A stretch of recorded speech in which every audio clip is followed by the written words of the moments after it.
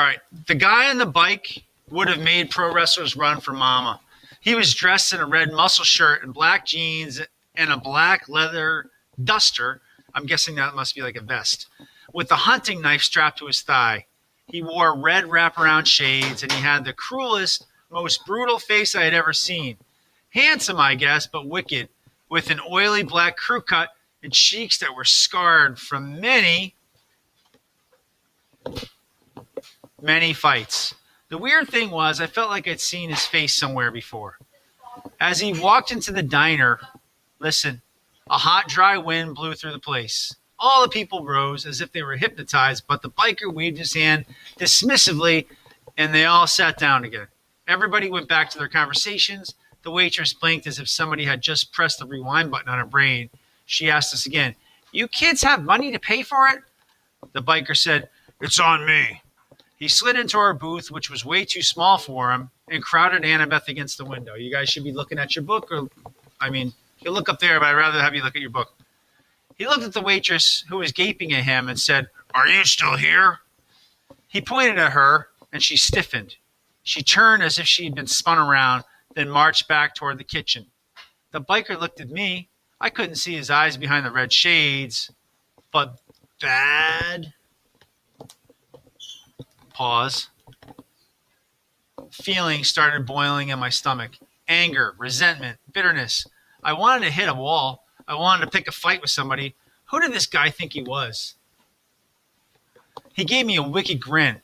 "So you're old Seaweed's kid, huh?" I should have been surprised or scared, but instead I felt like I was looking at my stepdad, Gabe. I wanted to rip this guy's head off. "What's it to you?" Annabeth's eyes flashed me a warning. "Percy, this is..." The biker raised his hand. "So, okay," he said. "I don't mind a little attitude, long as you remember who's the boss. You know who I am, little cousin?" Then it struck me why this guy looked familiar. He had the same vicious sneer as some of the kids at Camp Half-Blood, the ones from Cabin 5.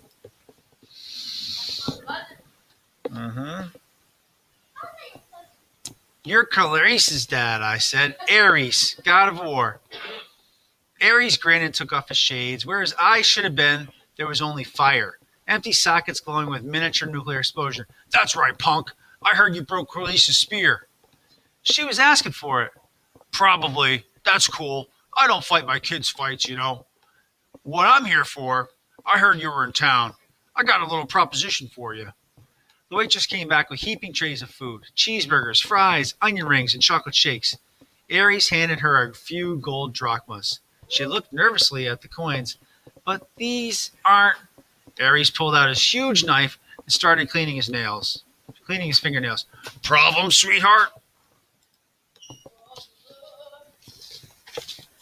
So you guys are almost on 227. The waitress swallowed, then left with the goals. "You can't do that," I told Ares. "You can't just threaten people with a knife." Ares laughed. "Are you kidding? I love this country. Best place since Sparta. Don't you carry a weapon, punk? You should. Dangerous world out there. Which brings me to my proposition. I need you to do me a favor." "What favor could I do for a god?" "Something a god doesn't have to do himself. It's nothing much. I left my shield at an abandoned park here in town. I was going on a date with my girlfriend. We were interrupted. I left my shield behind. I want you to fetch it for me." "Why don't you go back and get it yourself?" The fire in his eyes sockets glowed a little bit hotter. Right. "Why don't I turn you into a prairie dog and run you over with my Harley? Because I don't feel like it. A god has given you an opportunity to prove yourself, Percy Jackson.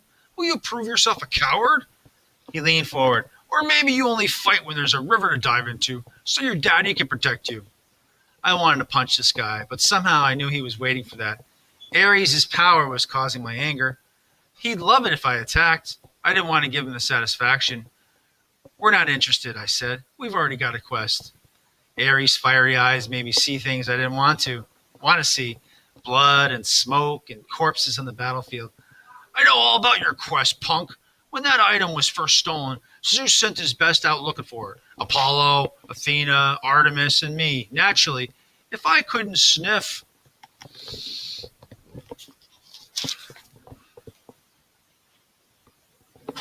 Out a weapon that powerful. He licked his lips as if the very thought of the master bolt made him hungry. Well, if I couldn't find it, you got no hope. Nevertheless, I'm trying to give you the benefit of the doubt. Your dad and I go way back. After all, I'm the one who told him about my suspicions about old corpse breath. You told him Hades stole the bolts? Sure. Framing somebody to start a war? Oldest trick in the book. I recognized it immediately. In a way, you got to thank me for your little quest. Thanks, I grumbled. Hey, I'm a generous guy. Just do my little job and I'll help you on your way. I'll arrange a ride west for you and your friends. We're doing fine on our own. Yeah, right. No money, no wheels, no clue what you're up against. Help me out. And maybe I'll tell you something you need to know. Something about your mom. My mom? He grinned. That got your attention. The water park is a mile west on Delancey. You can't miss it. Look for the Tunnel of Love ride. What interrupted your date? I asked. Something scare you off? Ares bared his teeth, but I'd seen his threatening look before on Clarice. There was something false about it, almost like he was nervous. You're lucky you met me, punk, and not one of the other Olympians. They're not as forgiving of rudeness as I am. I'll meet you back here when you're done. Don't disappoint me. After that, I must have fainted or fallen into a trance because when I opened my eyes again, Ares was gone. I might have thought the conversation had been a dream, but Annabeth and Grover's expressions told me otherwise. Not good, Grover said. Ares sought you out, Percy. This is not good. I stared out the window. The motorcycle had disappeared. Did Ares really know something about my mom, or was he just playing with me? Now that he was gone, all the anger had drained out of me. I realized Ares must love to mess with people's emotions. That was his power. Cranking up the passions so badly they clouded your ability to think. It's probably some kind of trick, I said. Forget Ares. Let's just go. We can't, Annabeth said. Look, I hate Ares as much as anybody, but you can't ignore the gods unless you want some serious bad fortune. He wasn't kidding about turning you into a rodent. Yeah. I looked down at my cheeseburger, which suddenly didn't seem so appetizing. Why does he need us? Maybe it's a problem that requires brains, Annabeth said. Take the pass, Josie. Okay. Ares has strength. That's all he has. Even strength has to bow to wisdom sometimes. What are you doing? No, him.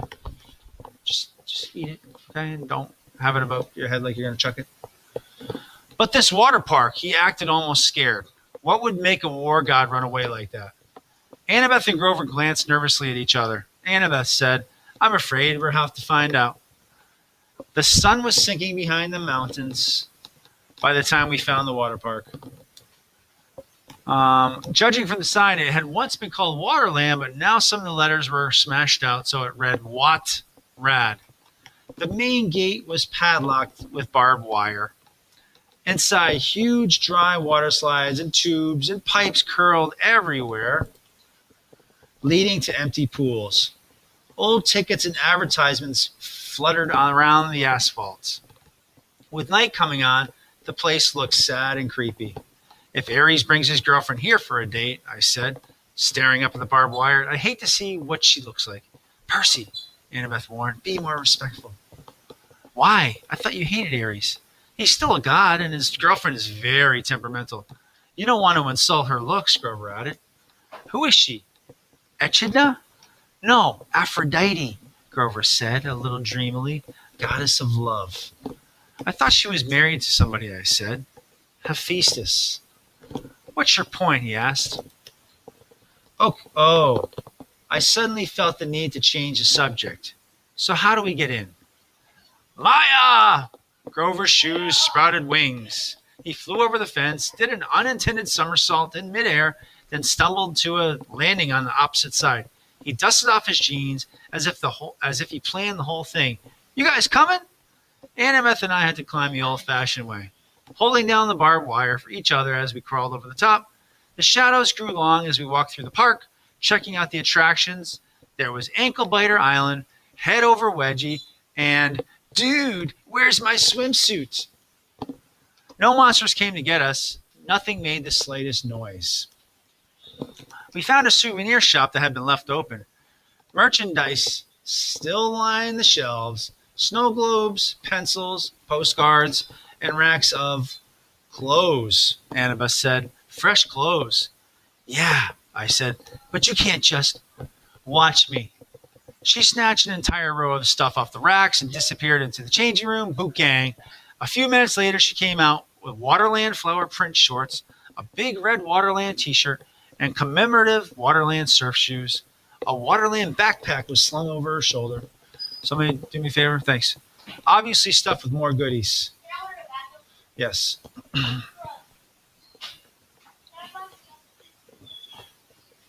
Yeah. What the heck?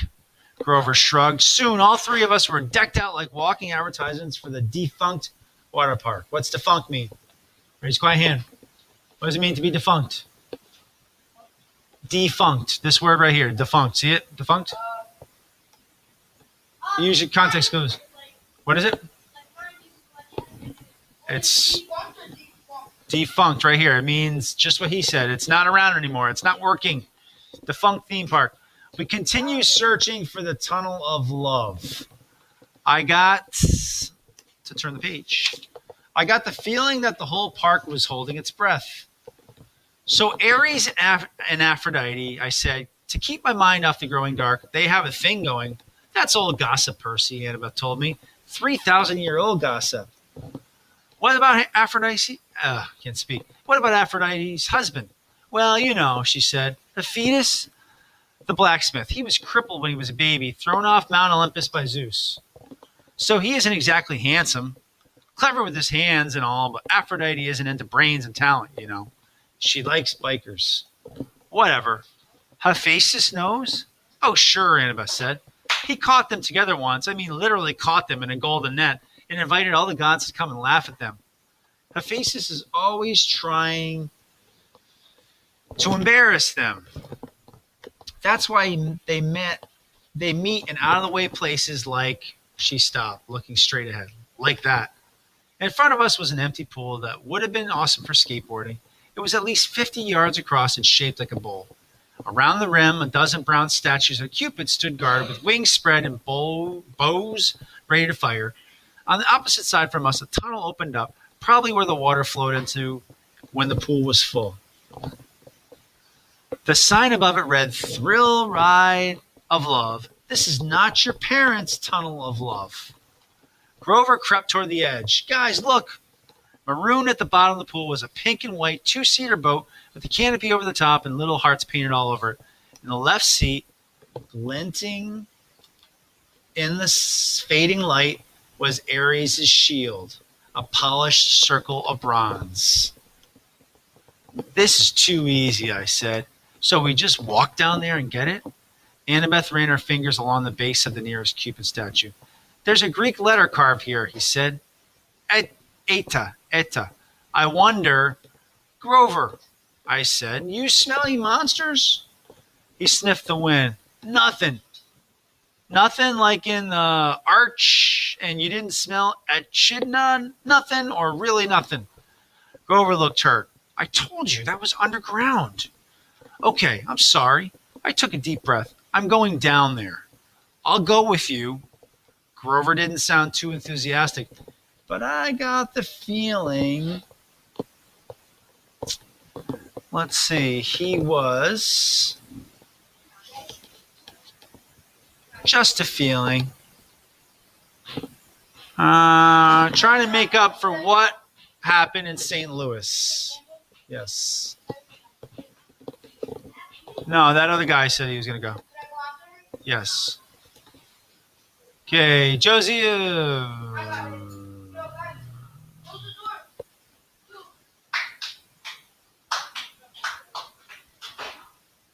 Okay. Yeah, well. Here we go. No, I told him. I want you to stay up with the flying shoes. You're the Red Baron, a flying ace, remember? I'll be counting on you for backup in case something goes wrong. Grover puffed up his chest a little. Sure, but what could go wrong? I don't know, just a feeling. Annabeth, come with me. 234. Are you kidding? She looked at me as if she dropped from the moon. Her cheeks were bright red. What's the problem now? I demanded. Me? Go with you to the thrill ride of love? How embarrassing is that? What if somebody saw me? Who's going to see you? But my face was burning too. Now too. Leave it to a girl to make everything complicated. Fine, I told her. I'll do it myself. But...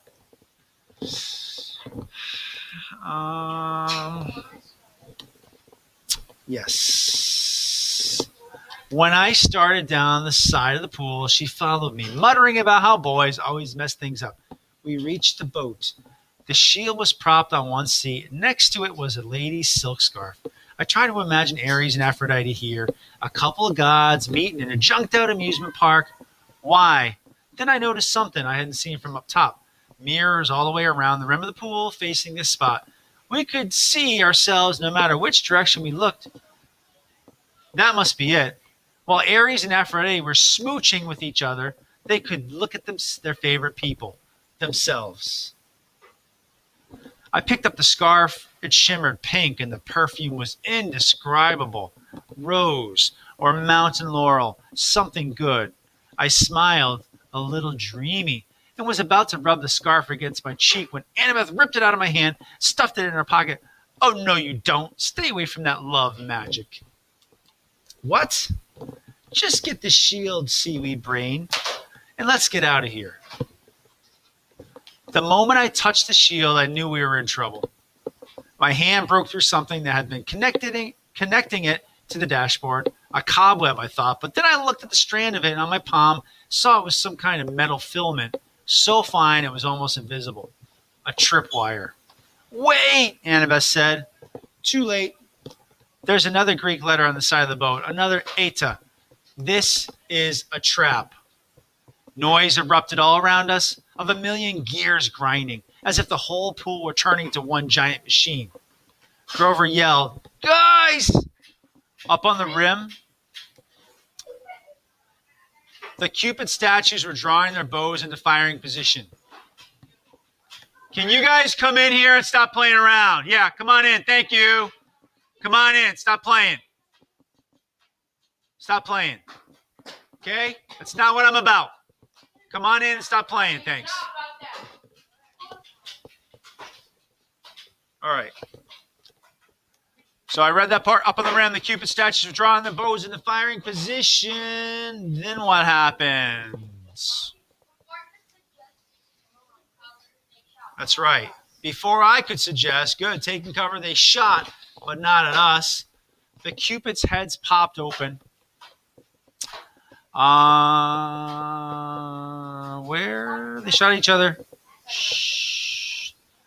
They fired at each other across the rim of the pool. Silky cables trailed from the arrows, arcing over the pool and anchoring where they landed to form a huge golden asteroid. Then smaller metallic threads started weaving together magically between the main strands, making a net. We have to get out, I said. Duh. Josiel, hi. Help me out. Okay, you can either read that, read a book, but let's do one of the two, okay? Please. I grabbed the shield and we ran, but going up the slope of the pool was not as easy as going down. Come on, Grover shouted. He was trying to hold open a section of the net for us, but wherever he touched it, okay, Kelsey, hi. You're messing me up right now. I just need you to sit. Can you do that for me? Hands to yourself. I like your shirt, by the way. Rocking the flannel twins thing going on here, but at the same time, help me out, okay? It's a small class. It should be relatively painless here. I lost my spot now. Right here, I think. Come on, Grover shouted. He was trying to... Okay, I read that part. The Cupid's heads popped open. Out came video cameras. Spotlights rose up all around the pool, blinding us with illumination, and a loudspeaker voice boomed, live to Olympus in 1 minute, 59 seconds, 58. Hephaestus, Annabeth screamed. I'm so silly. E to is H. We made this trap to he made this trap to catch his wife with Aries. Now we are going to be broadcast live to Olympus and look like absolute fools. We'd almost made it to the rim when the rows of mirrors opened like latches and thousands of tiny metallic things poured out. Annabeth screamed. It was an army of wind-up creepy crawlies. Bronze gear bodies, spindly legs like pincher mouths, all scuttling towards us in a wave of clacking, whirring metal. You guys ever see those things a couple years ago? They had the little batteries in them. They're little bugs, and you turn them on, and they kind of vibrate, or you could wind them up. I forgot what they're called. That's what it reminds me of. Anyways. Okay, guys, you need to cease the conversation, please. Bring this back. Bring this back. Bring this back. Whose are those? Okay. Because Miss Sabatino had some very similar to those. Spiders, Annabeth said. I've never seen her like this before. She fell backward in terror and almost got overwhelmed by the spider. Stay in here, please. Thank you. Okay. Shh. Shh. Robots, before I pulled her and dragged her back toward the boat, the things were coming from all around the rim now, millions of them, flooding toward the center of the pool, completely surrounding us. I told myself they probably weren't programmed to kill, just corral us and bite us and make us look silly. Then again, this was a trap meant for the gods, and we weren't gods. Annabeth and I climbed into the boat. I started kicking away the spiders as they swarmed aboard. I yelled at Annabeth to help me, but she was too paralyzed to do more than scream. Fellas, I got plenty of room for you to move. You got to get quiet. Please. Please. I yelled at Annabeth to help me, but she was paralyzed, too paralyzed to do much more than scream. 30, 29, called the loudspeaker. The spider started spitting out strands of metal thread, trying to tie us down.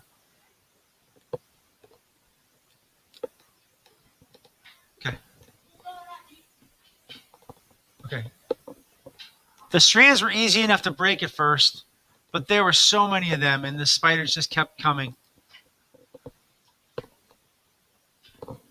I kicked one away from Annabeth's legs, and its pinchers took a chunk out of my new surf shoe. Grover hovered above the pool in his flying sneakers, trying to pull the net loose, but it wouldn't budge. Think, I told myself, think. The tunnel of love entrance was under the net. We could use it as an exit, except that it was blocked by a million robot spiders. 15, 14, the loudspeaker called. Water, I thought. Where does the ride's water come from?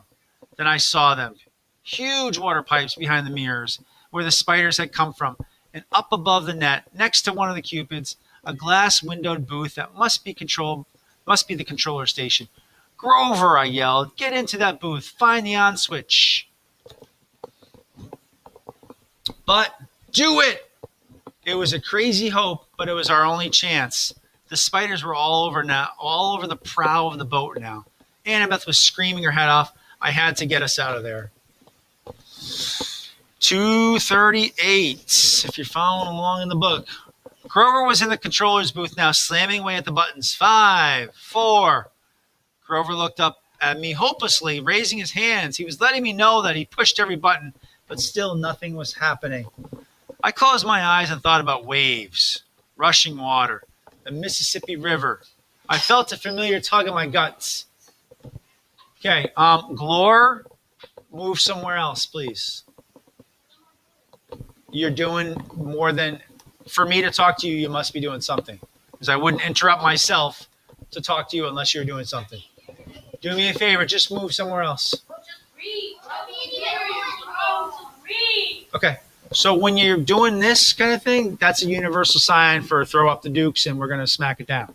Okay? So why don't we just... Yeah, you know what? I'm not going to argue with you. I'm just telling you what I see and how it's taking away from what we're doing here. So do me a favor. Why do you always have to argue with me? Why do you have to take the opposite of me? Okay? You're dragging it, as they say. Okay? You're dragging it, okay? So let's just get quiet. Okay. Anyhow, here we go. I closed my eyes and thought I read that part. I felt a familiar tug in my gut. I tried to imagine I was dragging the ocean all the way to Denver. 2, 1, 0. Water exploded out of the pipes and roared into the pool, sweeping away the spiders. And I pulled it. Yeah, thanks. Pulled Annabeth into the seat next to me and fastened her seatbelt just as the tidal wave slammed into our boat over the top, whisking the spiders away and dousing us completely, but not capsizing us. The boat turned, lifted in the flood, and spun in circles around the whirlpool. The water was full of short-circuiting spiders, some of them smashing against the pool's concrete wall with such force they burst.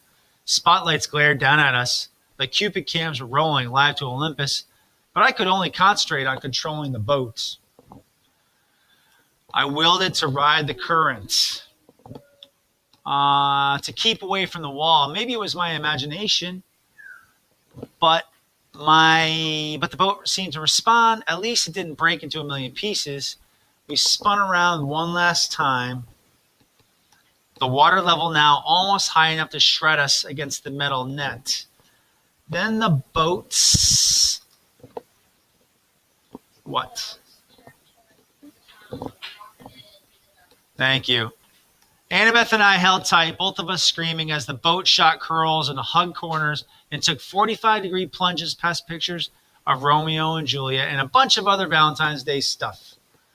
Then we were out of the tunnel, the night air whistling through our hair as the boat barreled straight toward the exit. Something's going to happen here. You got to pay attention.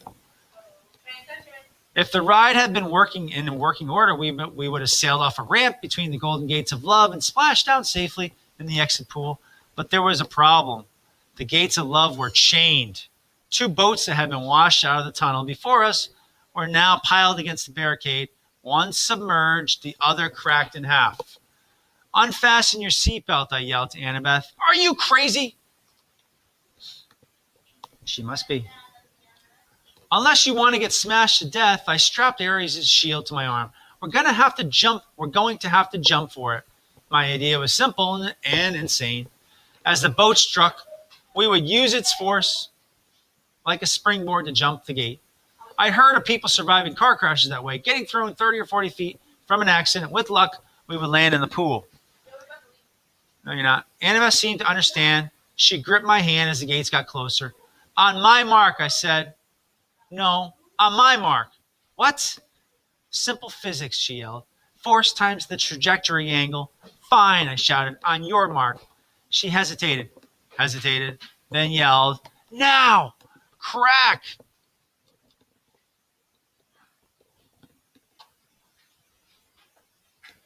Annabeth was right. If we jumped when I thought we should have, we would have crashed into the gate. She got us maximum lift. Unfortunately, that was a little more than we needed. Our boat smashed into the pileup and we were thrown into the air, straight over the gates, over the pool, and down toward the asphalt. Something grabbed me from behind. Annabeth yelled, ouch! Grover, Kelsey, please sit down. Please sit down. In midair, he grabbed me by my shirt and Annabeth by the arm and was trying to pull us out of the crash landing, but Annabeth and I had all the momentum. You're too heavy, Grover said. We're going down. We spiraled toward the ground, Grover doing his best to slow the fall. We smashed into a photo board, Grover's head going straight into the hole where tourists would put their faces, pretending to be No-No, the friendly whale. Annabeth and I tumbled to the ground, banged up but still alive. Ares' shield was still in my arm. Once we caught our breath, Annabeth and I got Grover out of the photo board and thanked him for saving our lives. I looked back at the thrill ride of love. The water was subsiding. Our boat had been smashed to pieces against the gates. 100 yards away at the entrance pool, the Cupids were still filming. The statues had swiveled so their cameras were trained straight on us, the spotlights in our faces. Show's over, I yelled. Thank you. Good night. The Cupids turned back to their original positions. The lights shut off. The park went quiet and dark again, except for the gentle trickle of water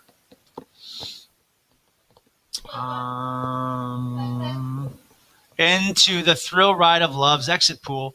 I wondered if Olympus had gone to a commercial break or if our ratings had been any good. I hated being teased. I hated being tricked. And I had plenty of experience handling bullies who liked to do that stuff to me.